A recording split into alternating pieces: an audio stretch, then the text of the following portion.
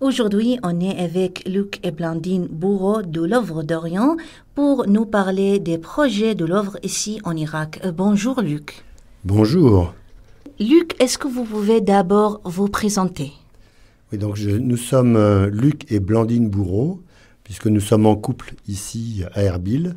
Nous avons pris tous les deux notre retraite en France, près de Paris, et nous avons décidé de nous engager pour l'œuvre d'Orient en Irak et spécialement à Erbil.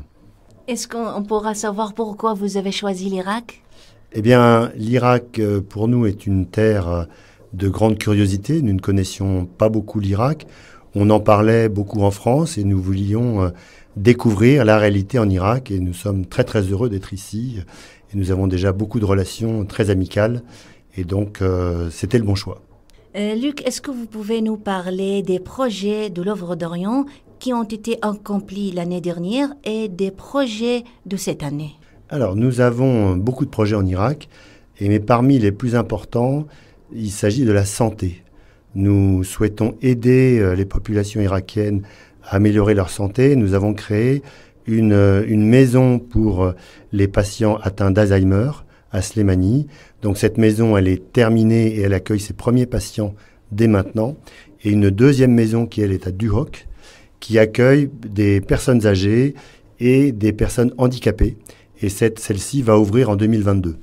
Vous travaillez aujourd'hui beaucoup avec les retournés, ça veut dire les gens qui ont revenu dans leur village et ville après la libération de Daesh. Comment vous voyez aujourd'hui la situation de ces gens-là?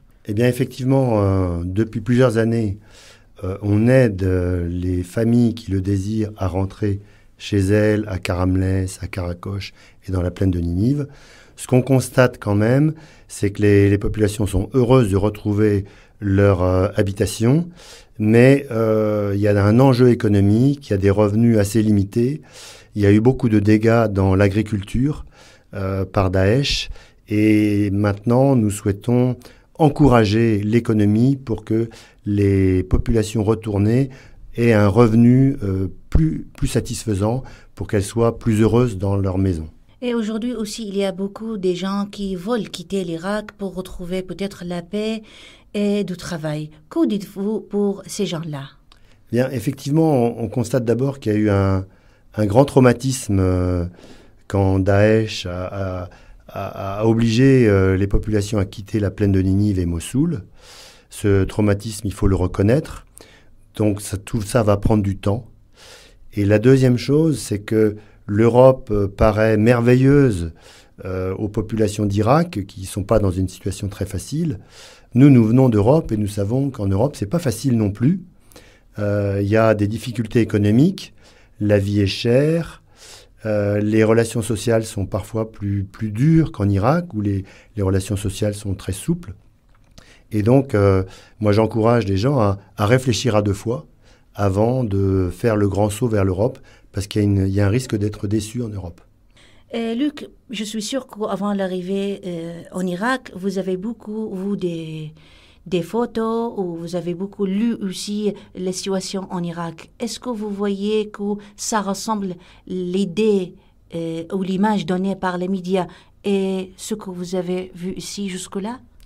Effectivement, les médias et un peu le gouvernement français mettent en garde les Français sur la sécurité en Irak. Nous, on est arrivés ici et en étant un peu prudents, on est libre de nos mouvements. Et donc, la sécurité n'est pas un problème pour nous, même si on est un peu prudent. Et la deuxième chose, c'est qu'on trouve que les gens ici sont très souples et on arrive à faire des choses très très vite qui nécessitent beaucoup plus de temps en France. Par exemple, des chantiers, par exemple, prendre des décisions. Ici, il y a des choses qui vont très vite. Il y a aussi des choses qui vont doucement avec le gouvernement, mais quand on a pris la décision, ça avance bien et ça, c'est très satisfaisant. Merci beaucoup, Luc. Merci à vous. Au revoir.